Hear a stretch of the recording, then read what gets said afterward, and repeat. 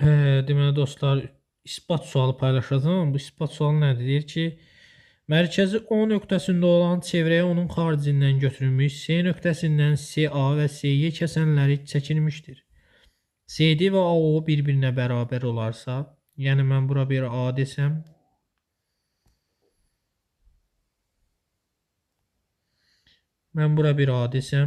bu da A olar.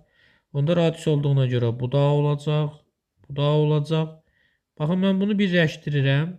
Bu da A-dır, çünki radiusdur. Onda mən bura bir alfa desəm, onda bu da alfa olacaq, çünki bərabər yanlıdır. Baxın, bu qonşu bucaqdır. Onda buranın mən 2 alfa olduğunu deyə bilərəm.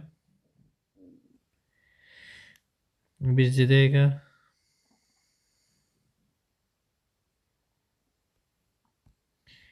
Buranın 2 alfa olduğunu deyə bilərəm. Baxın, bu da A, bu da. Onda bu da bir bərabər yanlıdır. Onda bu da 2A olacaq. Baxın, bu üç bucağın qonşu bucağı. Bax, bu üç bucağın qonşu bucağı. Bu deyilmi? Onu iki daxili bucağı cəmi ona qonşu olmayan xarici bucağına bərabər. Onda bura neçə olacaq? 3 alfa. İsbat etdiyi həqiqətən də buradan da alfa bunun 3 mislidir. Yəni mən bura bir beta desəm, onda beta bərabərdir 3 dənə alfaya isbat olundu. Təşəkkürlər, görüşənədək.